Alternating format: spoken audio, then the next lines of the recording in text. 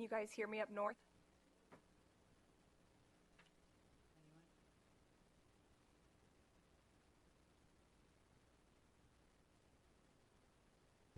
Good morning. We have everyone here now. In Las Vegas.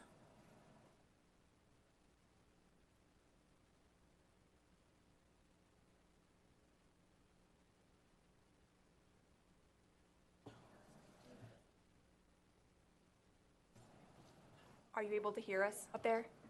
Yes, I can hear you now. So are we ready there? We are, yeah. The staff here asked us to quickly go over the mic etiquette before we get started. There's a couple points to go over. First being, for best possible quality, please silence all of your cell phones if you're sitting near a microphone. If you'd like to speak, please press the mic button at your seat. When speaking, adjust the mic so it's pointing directly at your mouth, which I should have listened to. Position yourself about 6 inches from the microphone. And then when you're done talking, press the mic button again to end. Please keep in mind we should have one mic lit at any time so that we're not talking over each other. And mute your mic if you're not speaking. Thank you.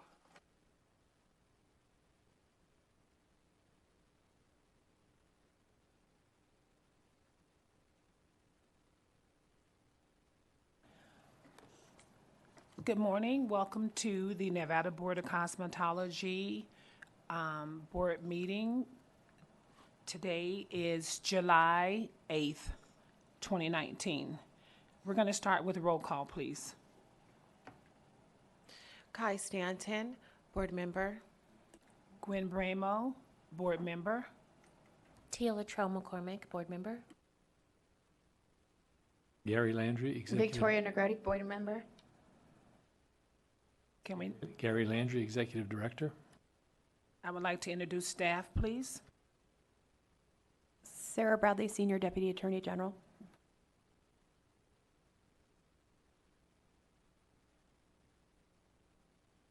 Can we introduce staff, please? Adam Higginbotham, Deputy Executive Director. Andrew Helms, Chief Financial Officer. Maggie Adams, Compliance Specialist. Leah Easter, Compliance Coordinator. We also have to the side Pamela Hayes Fitzgerald, Inspector, David Scarpelli, Inspector, and Kara Ishitani, Inspector. Ashish Bala, Deputy Attorney General. We also, my apologies, we also have Rodney Moore up in Carson City, Inspector. Thank you. Can we now stand, please, for the Pledge of Allegiance?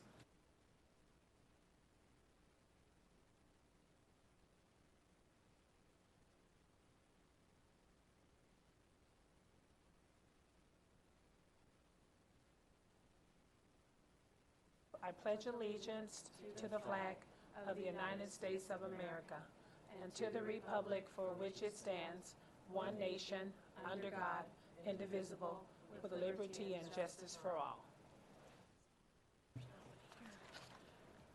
Thank you. I will now read the mission statement.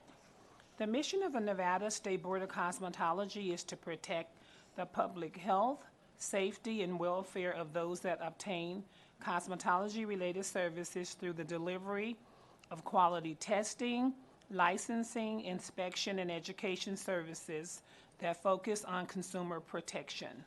NRS 644, NAC 644.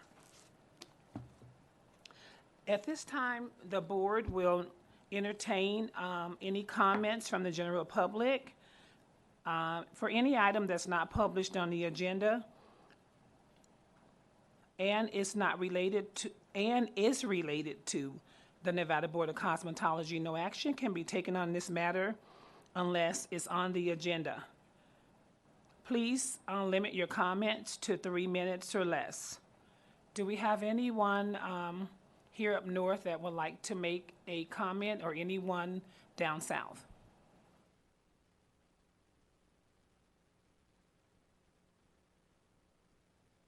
Madam Chair, it does appear we have one public comment down here in the south.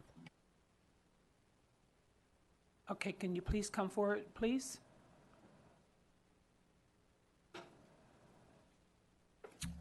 Good morning.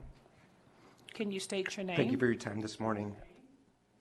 Good morning, I'm Chris Nemeth, and this is my wife, Gannett Nemeth. We're the owners of a salon in Las Vegas called SOS Wax. What I'm asking for this morning is just consideration and an update in display of license provisions in the Nevada Administrative Code, NAC. Specifically, we're asking for the display of esthetician licenses in a central spot within our treatment rooms within view of the public. Our justification is pretty simple. The regulations show inconsistencies. The NRS, Nevada Revised Statutes of 644, mention display of licenses 22 times, and in all cases, hair braiding, School of Cosmetology, and general provisions, the rule says in plain view of the public. The NAC 644, Nevada Administrative Code, mentions display of license 17 times. Generally, it says in plain view of the public, and that's for apprentice, electrology, and schools of cosmetology. Where you would think it would pertain to us is in the general provisions section. There's actually no mention on how to display the license. The only mention is in the fines section, 644.700, that it says it must be displayed at a workstation. Nearly all the other individual fines are referenced in another section of the NAC for the how aspect. Practically, and I'll wrap this up, it appears that the rule is built more towards the renting the room, salon of salons model, or operating as an independent contractor. Our storefronts locations operate under their own each operate under their own cosmetological establishment license, and all employees are W-2 employees. Every employee that works at multiple locations has a duplicate licenses in accordance with the NAC. We have multiple rooms that are busy and are shared by several employees each day.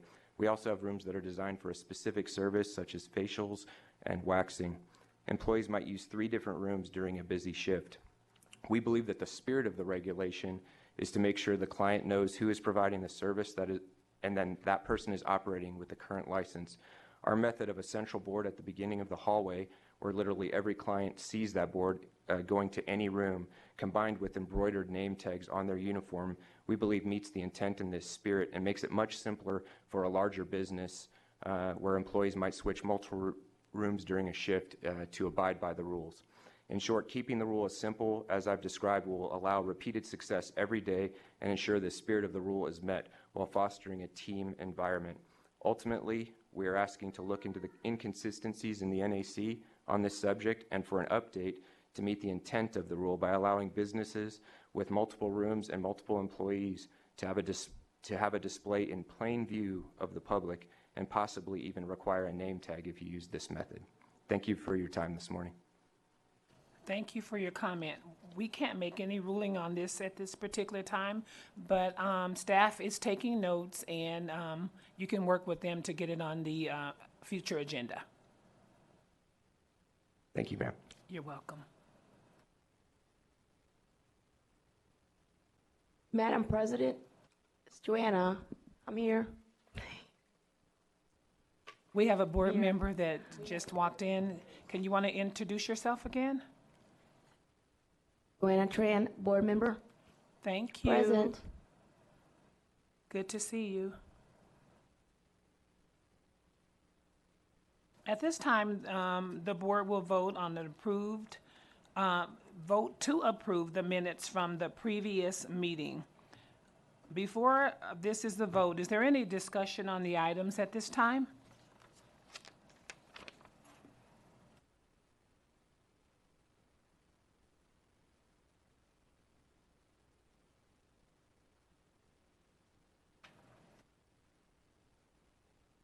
Can I get a motion to approve? Tia Latrell McCormick, I'd like to make a motion to approve the minutes from the previous meeting. Can I get a second? This is Kai Stanton. I second to approve the minutes. Hello? Wait, hold on. Are we on the minutes right now? Yes, Oh, are we approving the minutes right now? yes. We've already had a second. Can I, we already did, okay. All in favor? Aye. Aye. Any, Nay, Joanna Tran. any opposed? Motion carries. Joanna Tran.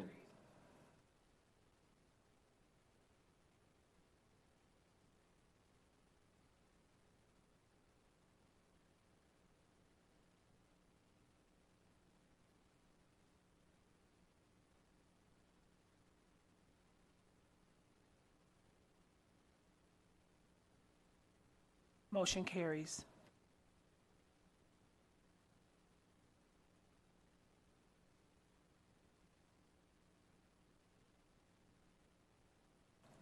We're going to start now with the complaints. Do we have a representative from is it Bellamage? Are they present today? Thank you, Madam Chair. Ashish Bala, Deputy Attorney General. This is time for case C-2019-0290, the State of Nevada versus Bellamage XOXO LLC and Bonnie Bledsoe. Does there appear to be anybody here from Bellamage? Madam Chair, board members, it does not appear that there is any representative of the respondents here in the South or in the North today, and as such, I would like to motion for a default after a proof of service. So do we have Adam to, Leah, give us proof of service? Yes, at this time, I'd like to call Miss Easter as a witness in order to show proof of service. Thank you. Miss Easter? Can you swear her in, Madam Chair? Yes, Ms. Easter, can we have you sworn in, please? Is the court reporter there? Can we have Ms. Easter We do sworn in? not have a court reporter today. Okay, I'm sorry.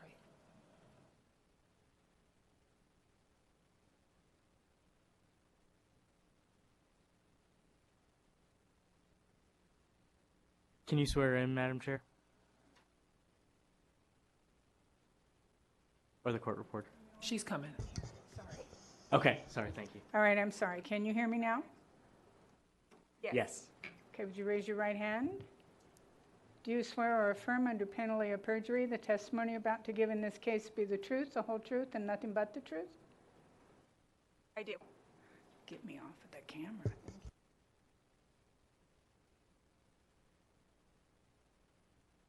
Thank you, Madam Chair. Thank you. Can you please state your name for the record? Leah Easter. And can you please tell us your position? I am the compliance coordinator with the Nevada Board of Cosmetology. And did you send the notice and complaint in this matter? I did. And can you tell us the date on which you sent this notice and complaint? I can. It was sent both regular and certified mail on or before May 14th of 2019. And can you tell us the address to which this notice and complaint was sent? And was sent to Bellamage XOXO, 3066 Lenore Street, Las Vegas, Nevada, 89135. Thank you. And did you receive any response in response to this mailing? I did not. Thank you. Madam Chair, I would like to note for the record that I did receive some communication from an attorney representing the unlicensed entity who did engage in some conversation. However, there was no answer that was filed, and it does not appear that there is anyone representing the respondents here today. And based on the testimony that was just provided, I would like to ask for a motion of default of proof of service. Okay. This is Sarah Bradley, Senior Deputy Attorney General. I just want to clarify the testimony. You sent which document? Because I think you said the complaint. Are you saying the complaint notice of hearing you sent, Ms. Easter? Yes, that's correct. And did you say May 14th was the day that you sent it? That's what I thought. believe so, yes. It looks like I have it dated May 14th, 2019. Okay, I'm looking at the complaint itself, and it looks like Mr. Bala signed it on May 16th, and the certificate of service says that it was sent on May 20th. So I just wanted to clarify when you actually sent it. Yes, that's actually a really great point. Originally, there were two parties named to the complaint. So I did send one on 5/14, and then let me look at the second date. An amended complaint had gone out. Maybe that was 5/28 is the date I have on that one. Okay. It looks like That's it says. correct. The amended complaint was 5/28. Yeah, I'm looking at the amended, I think, and I think it says May 20th. I just want to make sure because I wanted the record to be clear. And I think also not just the date that you sent it, but the address that you sent it to here is important. Is that address, what is that address? I mean, is that in the board records?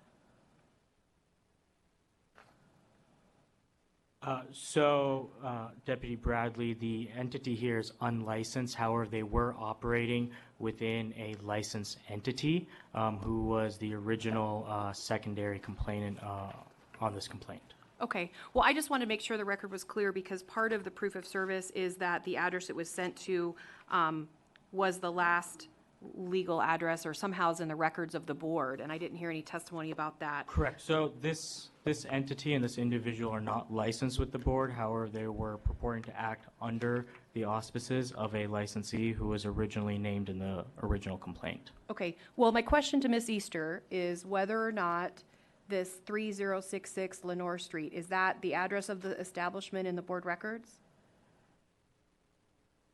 It is. I don't believe we had a proper mailing address once the host facility had asked Bellamage to leave because they felt that they were operating an unlicensed school. Okay. I believe that's also the address associated with the LLC with the Secretary of State office. Okay, and then I also see on the certificate of service the Sola Salons. Is that another address that this was sent to? SOLA had been originally a named party on the complaint. Okay. I do believe a copy of the amended may have also gone to the home address for the owners of SOLA Salon, but they are not a named party as of the amended complaint. Okay, all right, so it's only the Lenore Street that we're concerned about, and that is an address in the board records for Bellamage XOXO. That's correct. Okay, and so just so the board is aware, so what Mr. Bala is asking for is that the board make a finding pursuant to NRS 622A 350 that says if a party fails to appear at a hearing and a continuance has not been scheduled or granted, any party who is present can make an offer of proof that the absent party was given sufficient legal notice, and then once you make that determination, you can continue with the hearing. So the first thing would be to determine if, based on Ms. Easter's testimony, the salon and the people named were given proper legal notice. Is there any questions by any of the board members?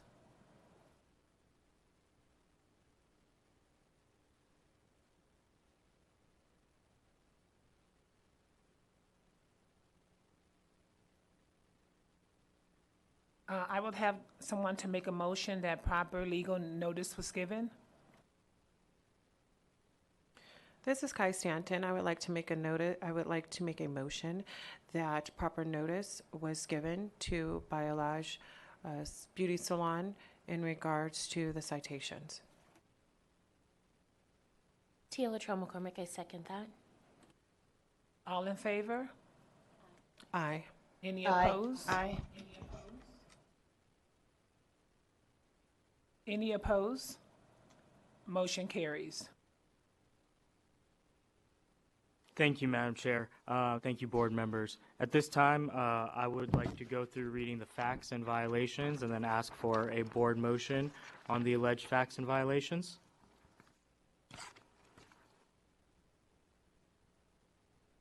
Okay. Respondent 1, Bellamage XOXO LLC, NV 2008-159-7787, Secretary of State's number, operates a cosmetology school inside a licensed establishment, Establishment A. Respondent 1 was at all relevant times mentioned in this complaint and notice of hearing not licensed by the board as a cosmetology establishment subject to the jurisdiction of the board and a provision of NRS Chapter 644A and NAC Chapter 644. On or about September 14, 2018, the board received information that Respondent 1 was operating an unlicensed school from the booth rented at the licensed facility of Establishment A on West Charleston Boulevard. On or about September 14, 2018, the board sent respondents a notification that states no LASH certification course exists in Nevada and the advertising used by Respondent 1 is deceptive as defined by statute. On or about February 4, 2019, Board Inspector David Scarpelli issued a citation to respondents for false and misleading advertising. On or about April 18, 2019, the board received new information that Respondent 1 was operating unlicensed LASH certification course.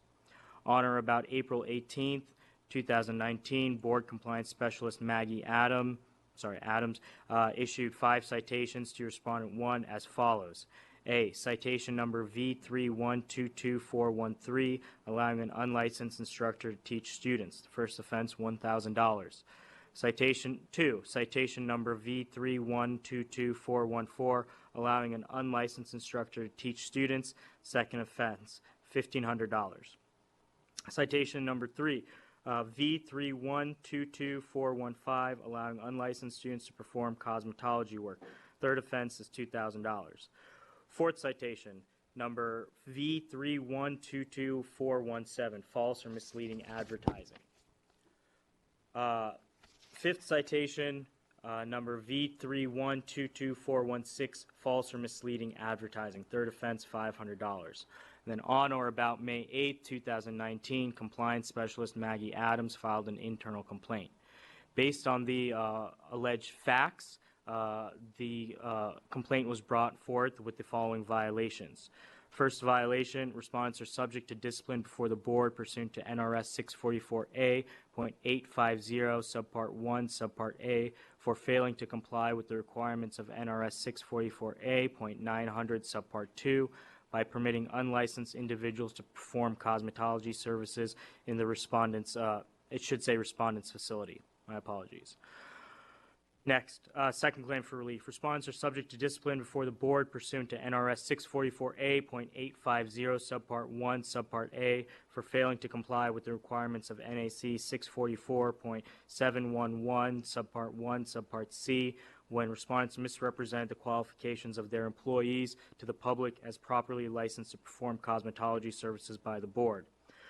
Third violation. Respondents are subject to discipline before the board pursuant to NRS 644A.850, subpart 1, subpart A, for failing to comply with the requirements of NAC 644.711, subpart 2, when respondents use advertisements which contain knowingly false or deceptive statements. And as such, I'd like to ask the board for a motion that the alleged facts and violations have been shown to be true. So this is Sarah Bradley again for the record. So NRS 622A.350, subpart 2, allows the board to determine that all of the allegations are true given the fact that you found proper legal notice has been given to the party that's not here and they failed to appear. And so you can find those true. Is there any questions by any of the board members? This is Kai Stanton. Do we have any other letters from students? I think that what we have is sufficient. I was just wondering, do we have any other letters? And also, I noticed that there's a complaint regarding a gas leak. And are we making sure that facility has been in compliance from here on and that there's no more false advertisement as well as education that is being provided in that establishment under a salon license as well? Member Stanton, additional evidence would have been put forth if the respondents did come to defend themselves and if it was necessary. However, at this time, we are taking action based off of the alleged facts that have been presented in the complaint, and we are also monitoring the situation in order to ensure that there are no further false or misleading advertisements. However, it should be noted that these respondents were as far as the information I have, were removed from the facility in which they were operating. So we would have to see whether they opened up under a new facility. Thank you.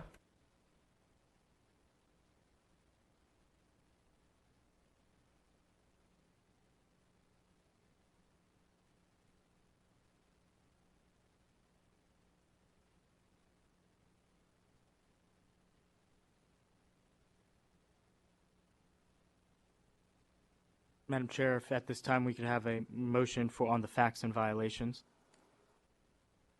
Yes, I would like someone to make a motion that all the facts and the appears to be true and the violations as well.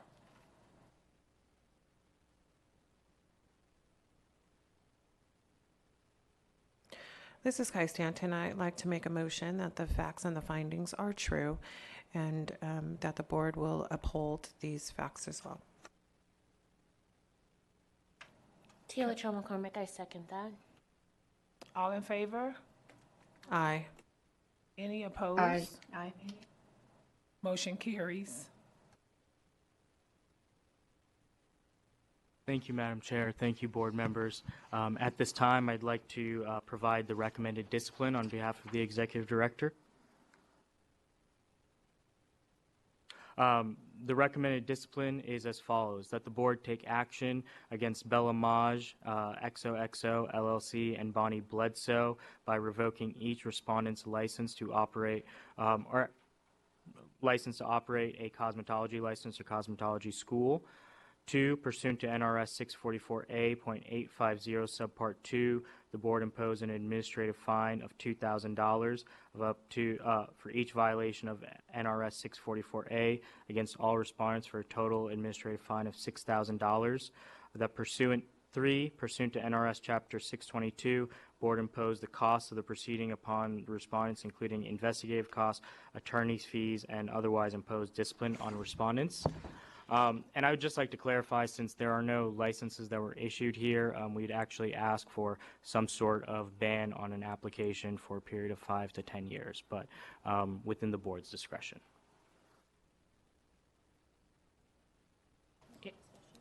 Any board, can we have board discussion, please? Tia Latrell McCormick, I would just, my discussion is that it says here that it's not to, under number 2, it says that the fine is not to exceed $2,000 or take any combination of. Is that in addition to the $6,000 in fines that we have already found to be true and accurate? This is Sarah Bradley. I'll double check your statute and see Okay. what your authority is for discipline. Just give me Thank one you. sec. Gwen Bramo, Board Chair. I had a question as well. Since this school supposedly was located inside the Sola salons, do we have any, I don't know if we can actually take any action on the person that's in charge of that establishment license there? Madam Chair, we could, however, that matter was separately discussed between staff and those potential respondents, and at this time, the Office of the Attorney General has not proceeded with the formal complaint against those entities. Thank you. Gary Landry, Executive Director. One of the reasons why we did that, the solo salons participated with this, and they were very helpful. They also shut down the establishment and got them out of there, so their participation level warranted us not going after them. Okay, that was my question.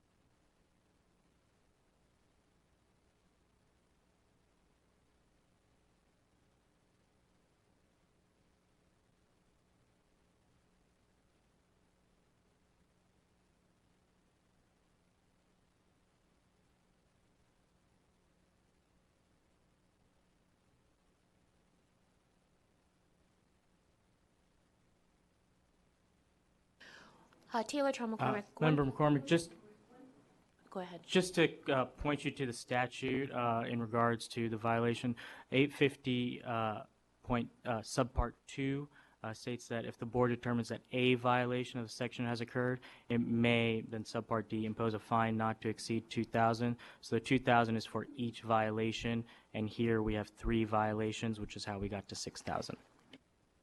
Understood.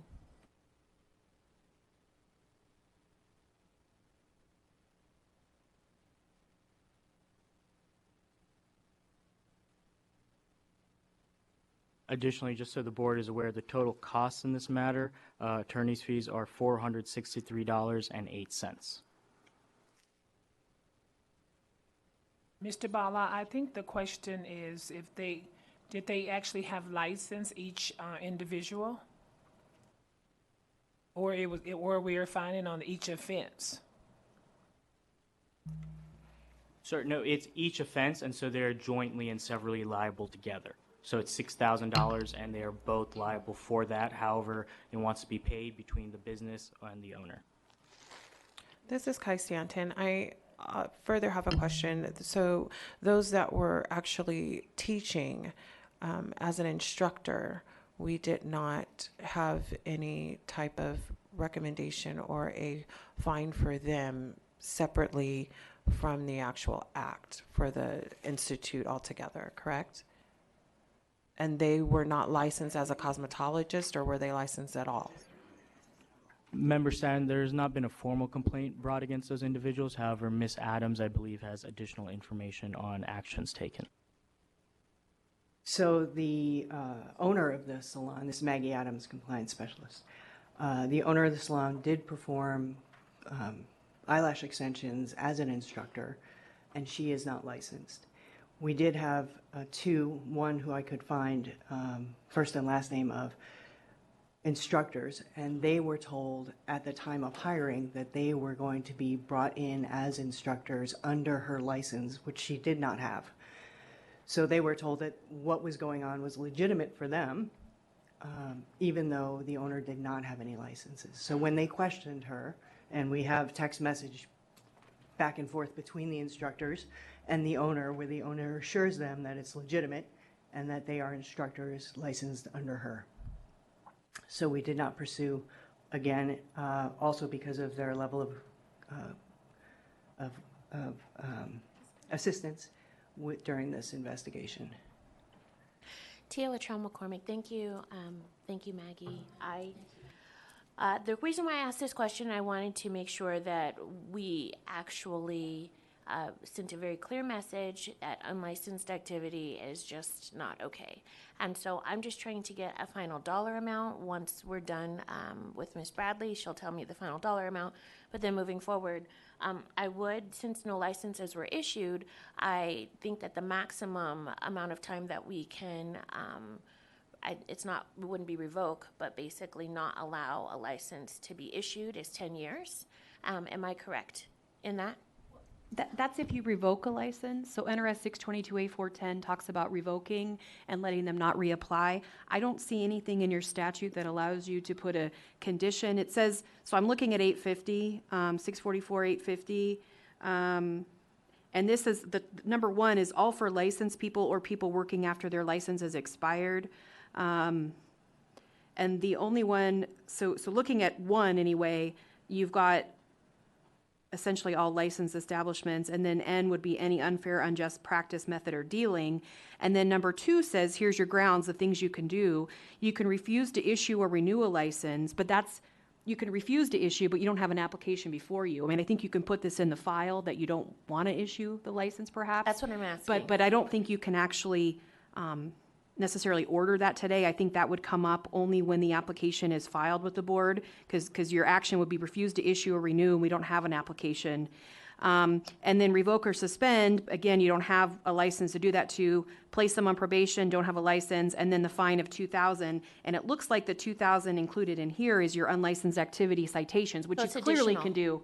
I don't think so, actually, for unlicensed activity. I don't see that 850 number 2 applies to them unless you're finding it under N, unfair, unjust practice, method, or dealing. All the other ones are for licensed people. Okay, so that answers the original question. So we'll go with the $6,000 recommended. And then, yeah. And that's where we stop.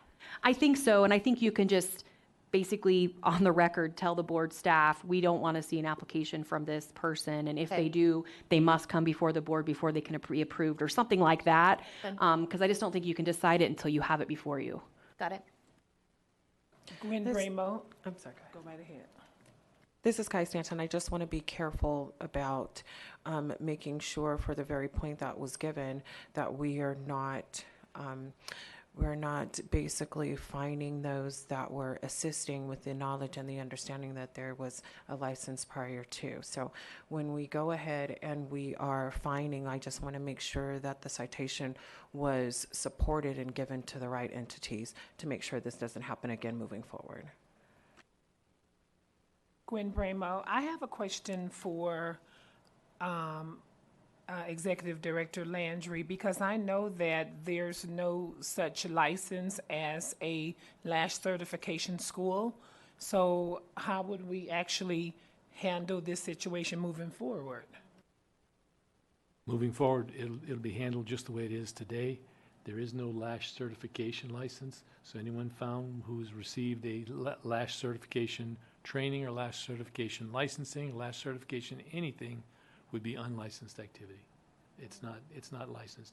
If the board wishes to consider putting a license for that, we could do that next legislative session.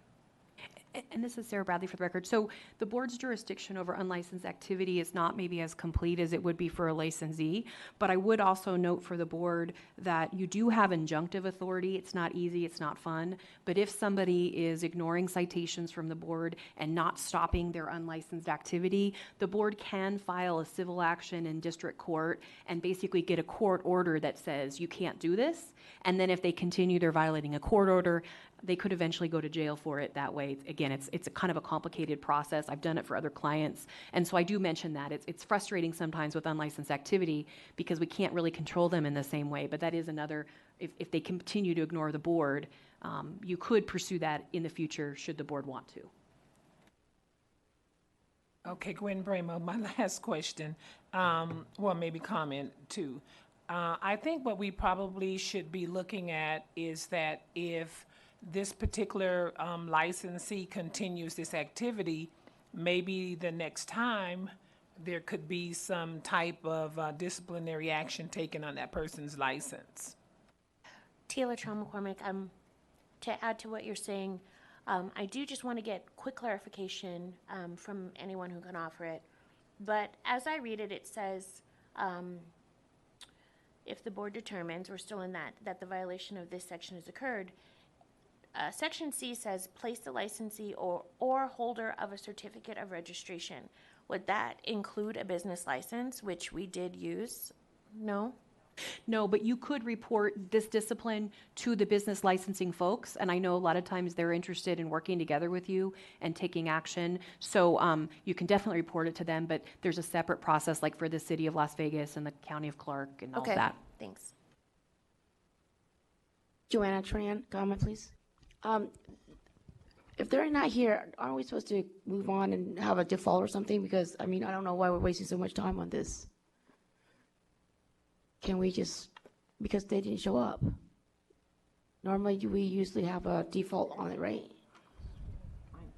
Member Tran, you did do a default, and you have found the facts and violations proven. Now the board is just talking about what discipline is appropriate. So they've done the default part. But normally, we would just go ahead and just do the fine. I mean, because they're not here to defend themselves. Why are we wasting so much time?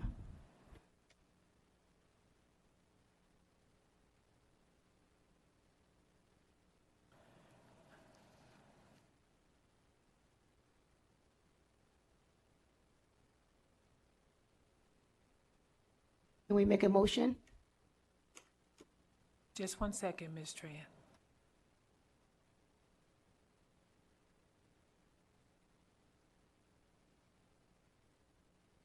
I would like to have a board member to make a motion that what was stated today was proven. Okay, we've done that already. It's just the penalty phase. Okay, so now we're in the penalty phase. I would like to have a board member to make a motion to uphold the penalty. I, Joanna Tran, would like to uphold the penalty of, what was the amount, sir? $2,000 for each violation, total $6,000 plus 463. So $8 $2,000 for each violations. 3 violations, total $6,000 plus $463.08 attorney in fees, costs. et cetera, for $463.08, please. Taylor McCormick, I second that motion. I would also like to ask that the owner of Bellamage has to appear before the board in any future licensing request. This is Kai Stanton. I second that motion. All in favor? Aye. Aye. Aye. Motion carries. Thank you, Madam Chair. Thank you, board members. At this time, we'll move on to the next case, which is case C-2019 0270, the State of Nevada versus Pamper Nails, license number. Sir, all right. Excuse me, Mr. Bala. How can- much, when they're supposed to pay the amount? Or, Sorry, typically it's within 30 days of the effective date of the order, and we could go back and redo the motion for that, but the order will be drafted in that manner. Thank you, Mr. Bala. On the next Pamper Me Salon, can I have Joanna Tran to be excused, please?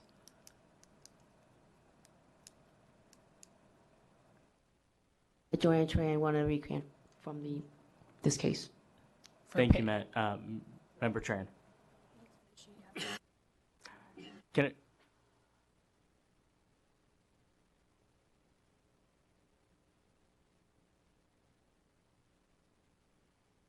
Member Tran, could you put your conflict on the record just so that it's reflected in the minutes? Normally, that's required when you abstain from deciding a case. I just want to recant myself from the case because it's, You filed the complaint with the board, is that true? what is it called? Because you have a conflict. A conflict of interest. Thank you. I mean, I think the record can show that she filed the complaint with the board, and so that's why she's recusing, and that's appropriate under NRS 281A. Thank you. You can proceed now, Thank Mr. you, Bala. Deputy Bradley. No, wait, hold on. Okay. Thank you, Madam Chair. Thank you, board members. At this time, I'd like to call case C-2019-0270, the State of Nevada Board of Cosmetology versus Pamper Me, license number S-18115, and Do Nails, LLC, Secretary of State's number NV 2016-136-1153. Is there anybody in the room representing Pamper Me or Do Nails?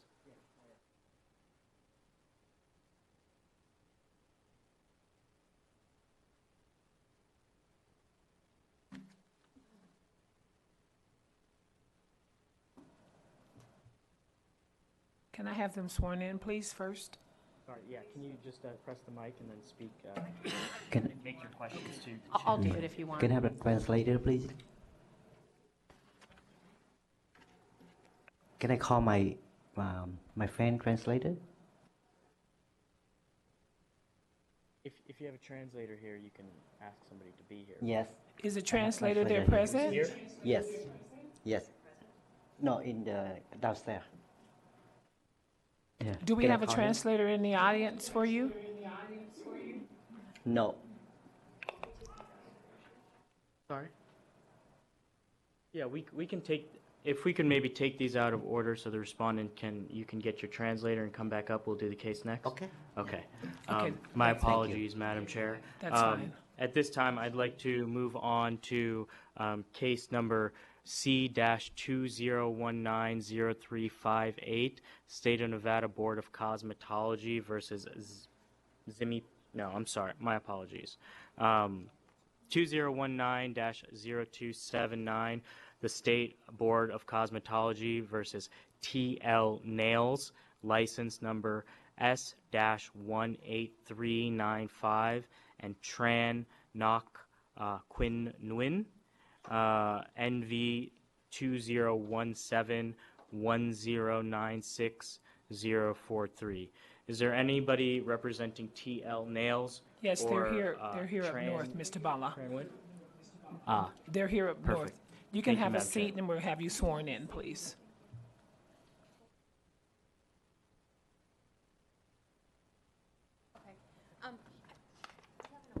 Yeah, okay. Just for the record, so some exhibits were just provided. They haven't been admitted, so board members, let's not look at them until they're admitted. I don't know whose they are, but they should be admitted before they're looked at. Are they for this particular case? I think so.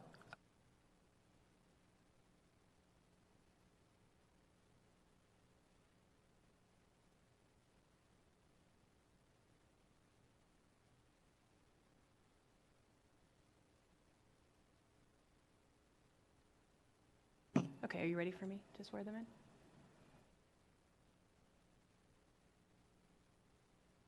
I'll do it because I want a microphone. So would you please raise your right hand? Do you swear or affirm that the testimony you'll give today before the board will be the truth, the whole truth, and nothing but the truth, so help you God? So all three of you said yes, and all three of you are going to testify? Just you? Okay, and what's your name, just for the record, sir? Okay, thank you. And could you spell your name for the court reporter?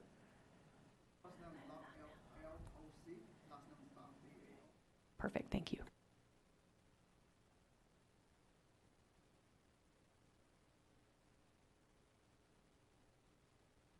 Are we ready to proceed, Deputy Bradley? Yes, I believe we are. But I thought we had Thank documents you very that we much. needed to have a minute. Okay, okay. So, Mr. Bala, you can go ahead to Madam Chair? proceed. Thank you, Madam Chair. Thank you, board members. At this time, I would like to just make a brief opening statement. This complaint is pretty basic. There were a number of instances of using an instrument, implement, or other tool that was unsanitary, which constitutes a gross malpractice under the Cosmetology Practice Statutes 644, or the regulations NAC 644.705.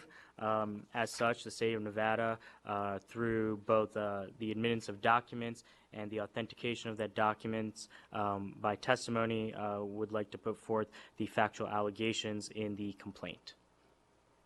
At this time, I'd like to turn it over to the respondent to make any brief opening statement that they would like to. Yes, Mr. Lockbach, are you ready to present your case?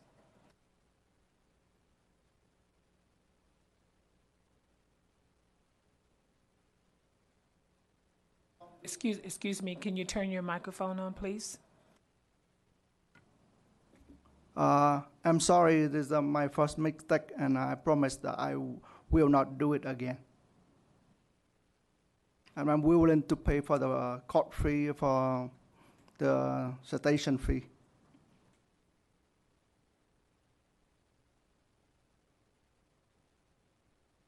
Mr. Bala, can you continue, please?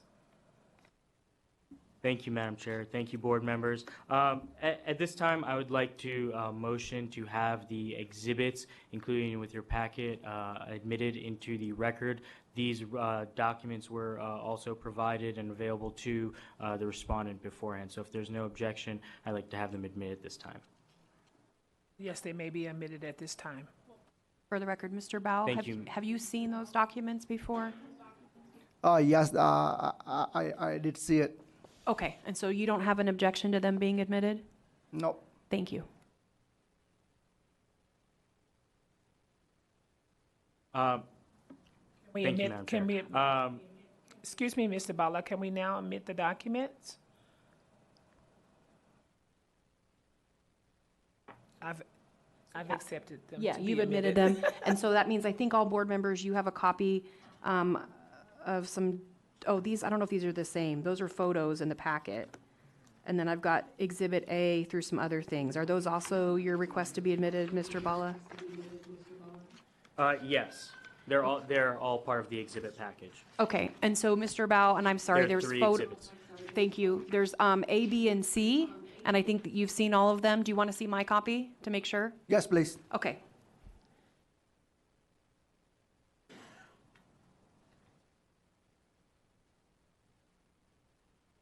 It looks like there's like citation documents in there, like a report from an inspector, as well as some photos. So it looks like there's A, B, and C.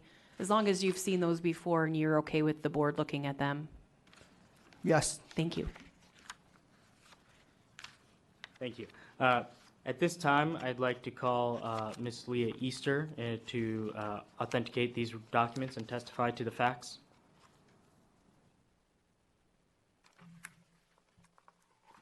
Can we hear from Ms. Easter, please? Yes, she's just getting the packet ready. I think she's ready now. Since she's already sworn in, I will proceed without swearing her in again. Can you please state your name for the record? Leah Easter, Compliance Coordinator. And can you tell us how long you have been in this position with the Board of Cosmetology? 2 years. And can you describe your responsibilities for the board? Generally oversee and coordinate all inspection attempts, whether it's complaint inspections or routine inspections. And did you file the complaint in this matter? I did. Thank you. And can you turn to Exhibit A in your packet? Mm-hmm. And can you identify this document for us? Exhibit A is the salon application for TL Nails. And can you identify the date on which the respondents received a cosmetology establishment license? They submitted their application, it looks like April 17th, 2017, and the original license was entered into the, I'm sorry, Maggie, what was that? 3/2/2017 is when it was entered into our program. So their opening date was dated later than when we actually received the application. Thank you, Ms. Easter. And did you receive information regarding a violation of the NRS and NAC in January 2019? I did. And can you describe this information? I had received a phone call from an individual who had said that a salon owner had, I guess, destroyed an industrial-grade washing machine with a series of toe separators and other single-use items, and pictures were also included in that after I've received the call. Thank you. Can you turn to Exhibit B in your packet? Can you Can you identify this document for the board, please? Exhibit B is the invoice for 3 citations were issued for failing to dispose of single-use items. It's my understanding that a citation of $100 could be issued for every single toe separator. Because we weren't there to personally count, we operated off the photos that were sent in support. So this invoice was created based on the 3 separators that we could, parse out from the photos given. Additionally, a representative from TL Nails appeared in the Las Vegas office to pay the $300 citations, and noted that at that time he had told me he doesn't make a habit of this, certainly, but I was told that Amazon doesn't work 24 hours in Elko, so he thought to reuse the items by cleaning them rather than reusing old dirty ones. Thank you for that information, Ms. Easter. So on February 4th, you issued 3 citations, and then on March 14th, you received some additional information when the citation was paid. Was that correct? That's correct. I got that information from a representative of TL Nails on 3/14 when they paid the $300 that were issued in that invoice in Exhibit B. Thank you. And can you turn to Exhibit C in your packet?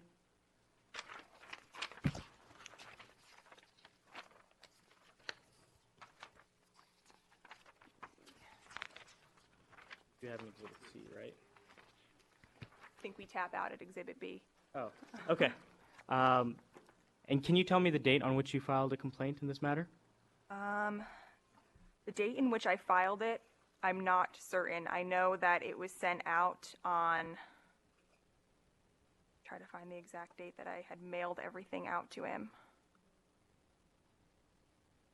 Sorry, we're working on our,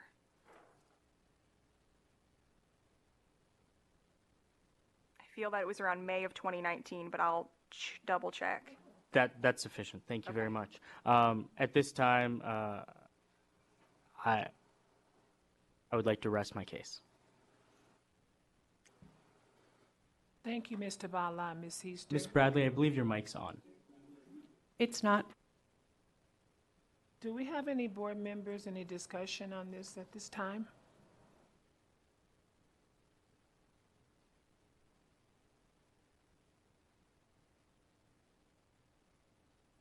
This is Kai Stanton. We're doing a citation on per individual toe separators that we see, and I'm counting about 20 here in the trash. That's not even the ones that I'm seeing on the floor. So how did we come up with 3? I just want to see the 3 that you're seeing. So if we need to add per toe separator according to the disposable ones that we're seeing here, I just want to make sure that we are doing the fine correctly, or if any of the board members sees fit to add more onto there, we can do so at this time before we close. Member Stanton, I understand your concern. However, at this time, we're just going to vote or consider the facts as alleged, and then the disciplinary fine will come at a later stage. Thank you. Gwen Bramo, question. So what I'm seeing here is that the individual was fined on, was it January and then again in February? It appears that 3 citations were issued on February 4th, after information was received in January. Okay, thank you.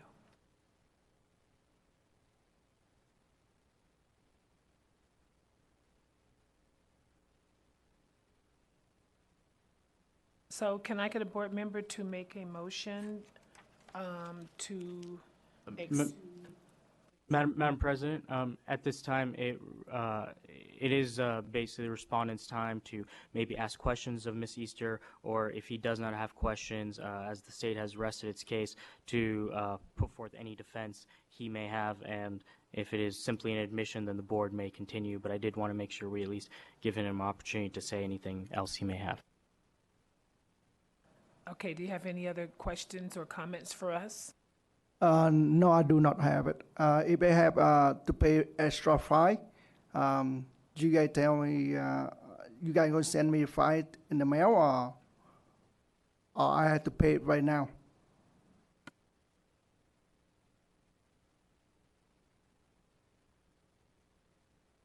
It doesn't look like This we're is gonna Leah have you. Easter, Compliance Coordinator.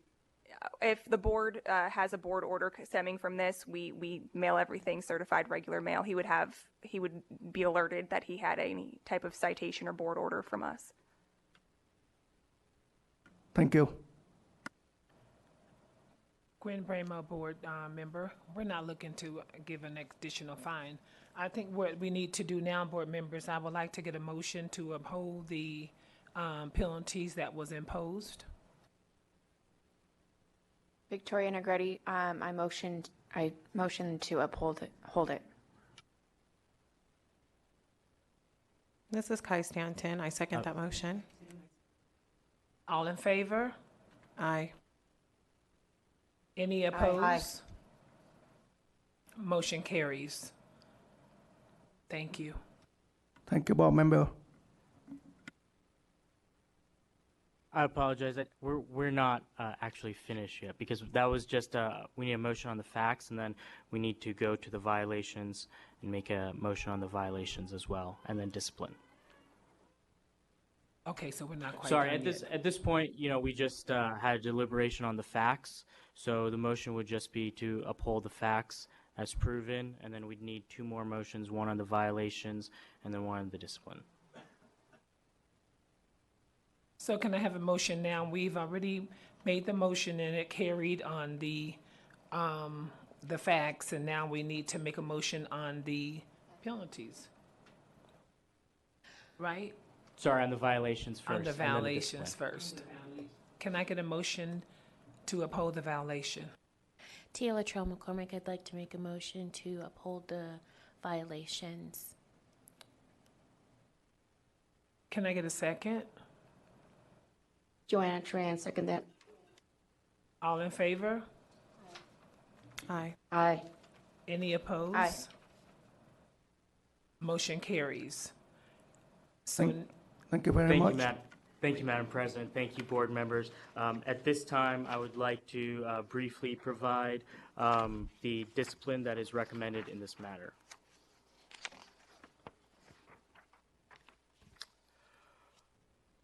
The recommended discipline is as follows. First, that the board impose an administrative fine of $2,000 for each violation of NRS 644A for a total administrative fine of $4,000. 2, pursuant to NRS Chapter 622, the board impose the cost of the proceeding upon respondents, including investigative costs and attorney's fees. The total in this matter is also $463.08. And then further, that the board impose any such disciplinary action as the board deems necessary. thank you, Mr. Bala. I'm asking the board now at this time to, So normally for attorney's fees, you need to make a finding that they're reasonable, particularly in light of a recent change in the legislature. So obviously the amount sounds reasonable to me, but they're normally you have to make that finding that the attorney fees are reasonable. And also normally there's supposed to be an itemized list that's provided in order to get attorney's fees. So I don't know if there is a list. I do have the itemized list here in front of me, and, you know, the way we've been proceeding per Chief Ott's direction was to just make a statement that they're reasonable, necessary, and actual. So if a board member would like to make that, I Well, think we can there was proceed a as recent such. legislative change that actually now requires an itemized list to be provided. So, and that was effective July 1. If you can provide that list. Right, I do have the itemized list here in front of me. If you can provide it to one of the board members there, I think they can maybe review it and Sure. put on something on the record to that effect. And that way also the respondent knows.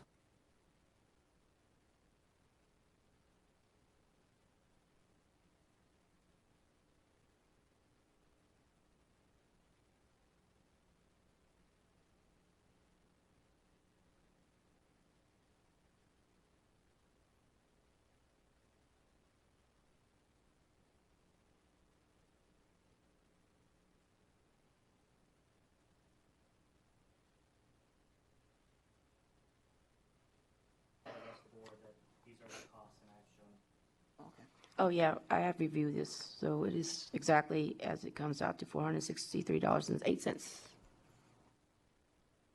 Correct?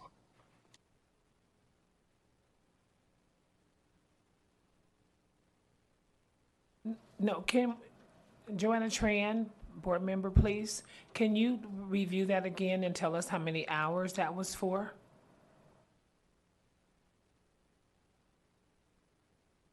Victoria Negretti, it's for 3 hours. Okay, thank you. So board members, I would like to have a motion made that the penalty that's imposed and the administrative fees are reasonable.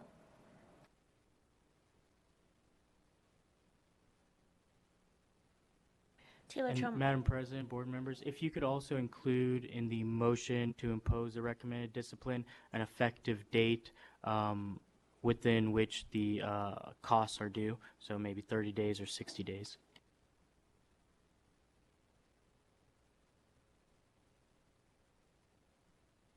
Thought that we had voted that, as of now, that all the penalties had to be in for 90 days. It was just straight 90 days. There was no, right, Leah? At an earlier meeting, because our NRS didn't have a timeline to pay citations, in that respect, I think you all had voted last meeting or 2 meetings ago that all fines, citations issued would be payable within 90 days before that could actually be put into the NRS officially. Okay, so it hasn't been input in yet, so. Yeah, since it hasn't been put into an NRS or NAC, I would recommend that the board make that explicitly on the record whenever we are imposing a discipline, just to say that these costs or fines are due within 90 days of the effective date of the order. Okay.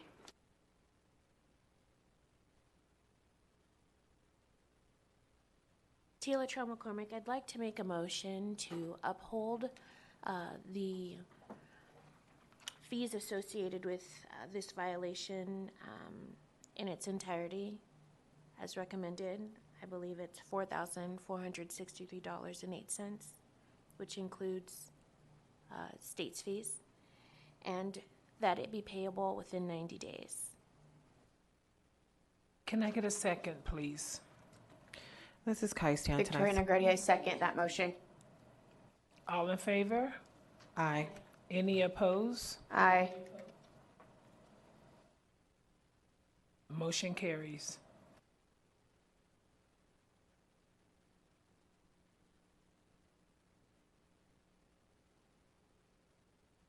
Thank you, and the board office should be in contact with you.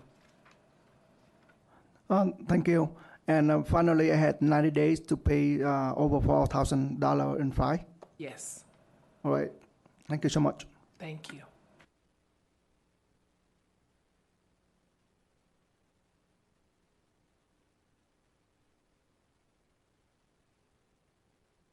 Thank you, Madam Chair. Thank you, Board President.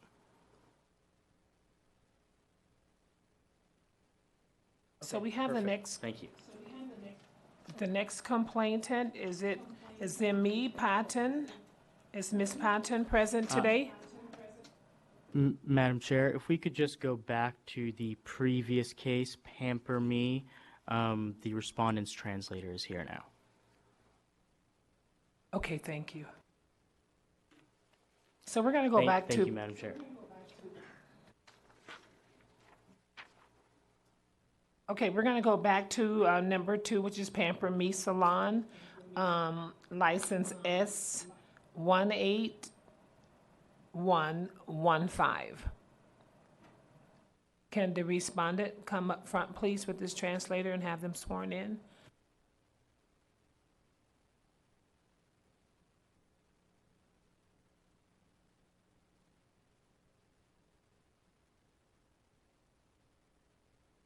State your name. Can you please just press the microphone?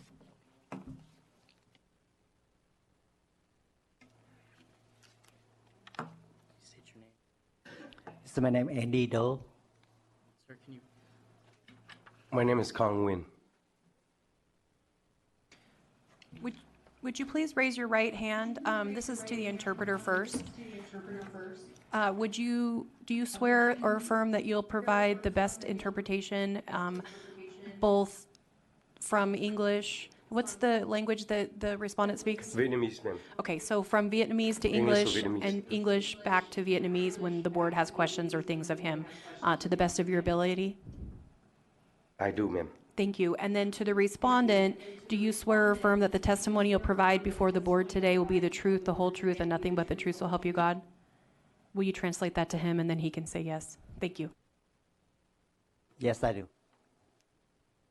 Mr. Translator, did you translate that to him? I didn't hear you do that. He swore, yes, I did, he said. I know, but I didn't hear you translate He what I said. He said, yes, I do. So he I said, understood yeah, what I I do. said then? Somewhat, yes. Okay. Mr. Translator, could you please state your name and spell your last name for the court reporter? Thank you. My first name is Kong, that's Charlie, C-O-N-G, and last name is Win, N as Nancy, G-Y-E-N.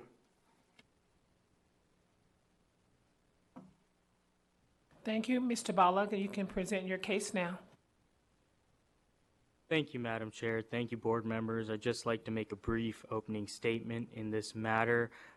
This matter is pretty straightforward. The entity here was licensed by the board and did fail to pay the required fee and was 90 days past expired. As a result, they are cited both for failing to pay the applicable required fee and for misrepresenting their qualifications to the public, which the state will prove based on documents and testimony here today.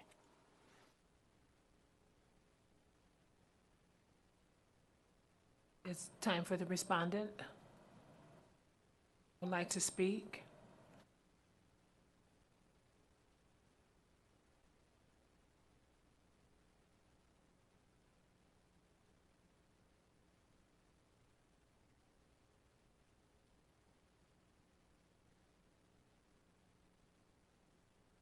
Yeah, he is aware of all the citation and the delay of the licensing and all that. He's saying that based on because their business has been a little slow and his partner is actually the one that running the business, and that guy has been sloppy, but then he's willing to accept the because it's correct that all those citation, so he's accepting the default.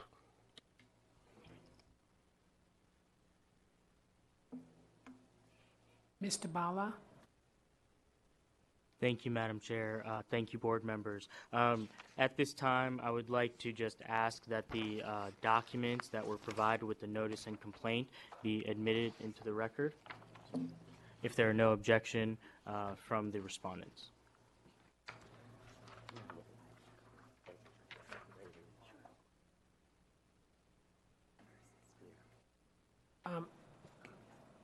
She's giving it.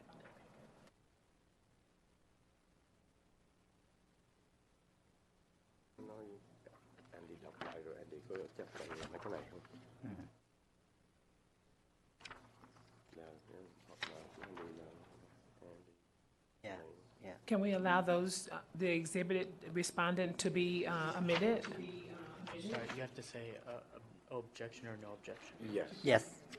Yeah. No objection. No objection, he said. Thank you. Thank you, Madam President. Thank you, sir. Exhibit is omitted. Thank you. At this time, I would like to call Inspector Hayes Fitzgerald. Inspector Fitzgerald, are you there? Yes. Okay, would you please raise your right hand? Do you swear or affirm that the testimony you'll provide before the board today will be the truth, the whole truth, and nothing but the truth, so help you God? I do. Thank you.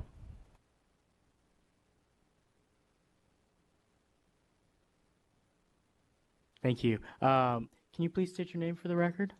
Pamela Hayes Fitzgerald, Thank you. And can you please tell us your position with the board?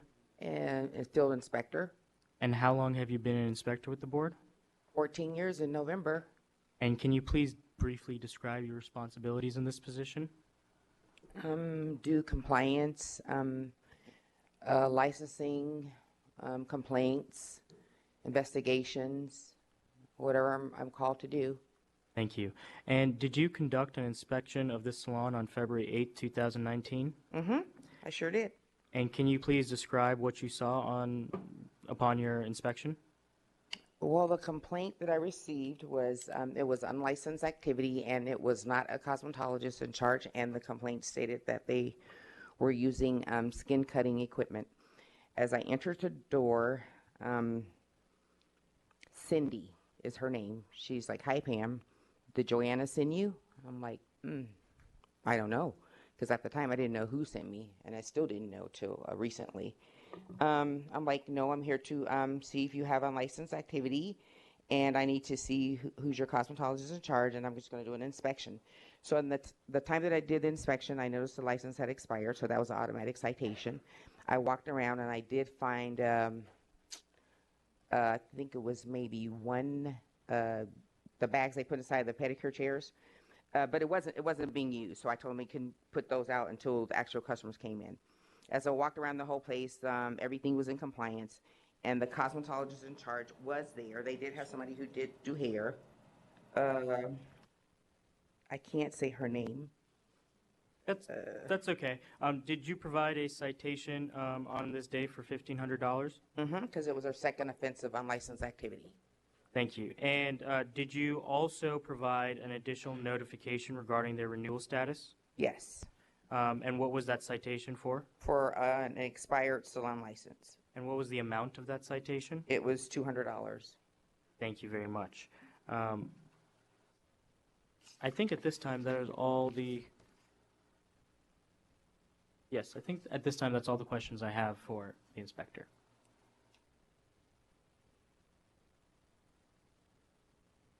Do the respondent have any questions for Mrs. Fitzgerald? No. Madam President, it does not appear that the respondents have any questions for Ms. Fitzgerald. So at this time, if the board has some questions, they can ask her. Otherwise, I would like to call Ms. Easter to testify to the other facts in the complaint. Do any board members have questions for Ms. Fitzgerald or the respondent? Tia Latrell McCormick, I'm just having trouble finding it. It's probably in front of me, but when did they renew this? Have they renewed the license since then? If so, when? Hi, this is Leah Easter, Compliance Coordinator. They renewed on June 27th. I think the and- mic is off. They renewed on June 27th, and they expired on October 24th of 2018. So they renewed just a week or so ago.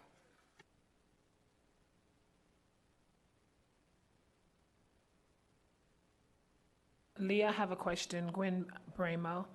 So they renewed a week ago. Were they still operating on the expired license? They were, and I don't have the exact number off the top of my head, I apologize, but we reached out to them conservatively maybe 10 plus times, both in English and Vietnamese, to explain the situation and to renew. We had Lisa Nguyen, a representative from our specialist team, call the office, the office at Pamper Me. The representatives there were very receptive, but we would get answers saying, I'll call tomorrow, I'll call next week, and they were already 90 plus days expired, so we had to draft the complaint and bring them before you today. Thank you. Tia Latrell McCormick, and did they have to pay the fines associated with this at the time of renewal? Or because it was not yet heard, they were able to bypass that? So all the fines issued for unlicensed activity, for having expired license, they had paid. They paid those, it looks like, around March 18th. And then they paid a good deal of late fees on their license renewal.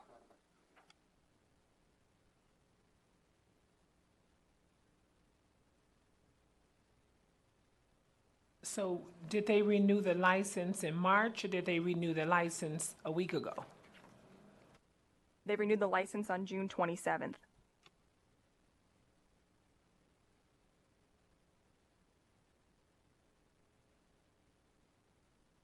Any other questions? This is Kai Stanton. I just want to be clear. I thought I understood that there was a unlicensed operator in there as well. Is that unlicensed operator still considered a manager? If I didn't misunderstand that correctly. No, I believe Inspector Hayes Fitzgerald said that they did have licensed representatives at the time, and the unlicensed individual was cited. You certainly can't be a licensee in charge and not be a licensee. So that individual was cited, and to our knowledge is no longer working at the facility. Thank you. I just like clarification. Thank you.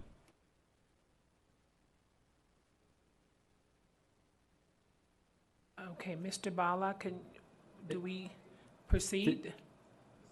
Yes, Madam Chair and board members, I was going to call Ms. Easter to provide some additional testimony, but given the board's questions and the testimony that's already been provided, I feel that we have a sufficient record, and at this time, I would like to ask for a motion that the facts as alleged in the complaint have been proven.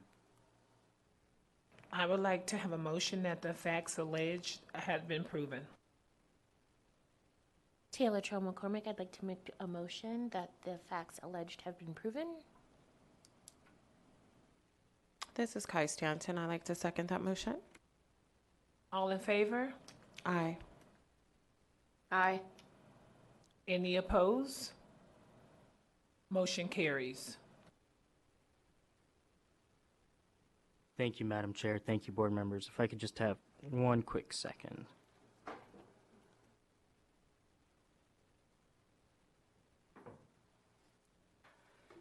Thank you. Based on the foregoing facts, the violations in this complaint are as follows.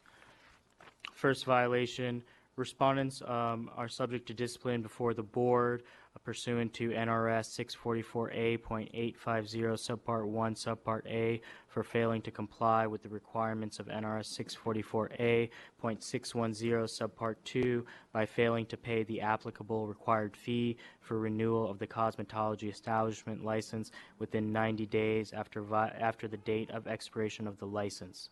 2, respondents are subject to discipline before the board pursuant to NRS 644A.850 subpart 1 subpart A for failing to comply with the requirements of NAC 644.711C when the respondents misrepresented the status of the establishment as properly licensed by the board.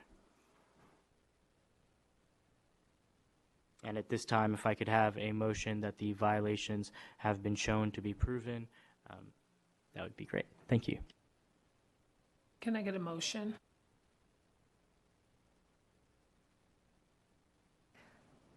Tia Latrell McCormick, I'd like to make a motion that the violations have been proven. Can I get a second? Victoria Negretti, I second that motion. All in favor? Aye.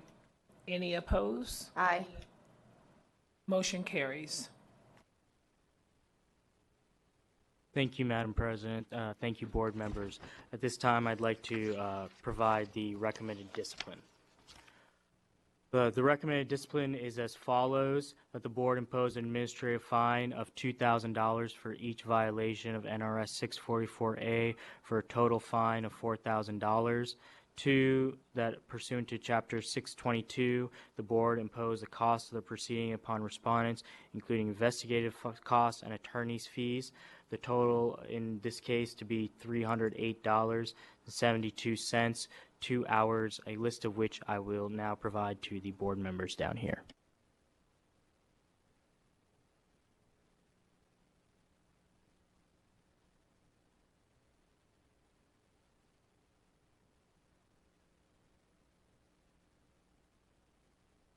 I would like to have a motion that the penalty that the board has assessed is appropriate, but also I would like for the board members to look at this really closely, that this unlicensed activity should not be permitted, and they should not have to come back before the board again with unlicensed activity in the establishment.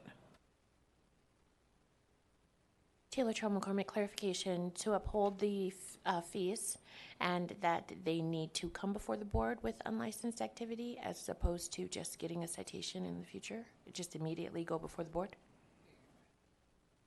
Okay. Taylor Trail McCormick, I'd like to make a motion that we uphold the fines recommended and that any future violations is automatically an appearance before the board. Can I get a second? Victoria Negretti, I second that motion. All in favor? Aye. Any Aye. opposed? Motion carries.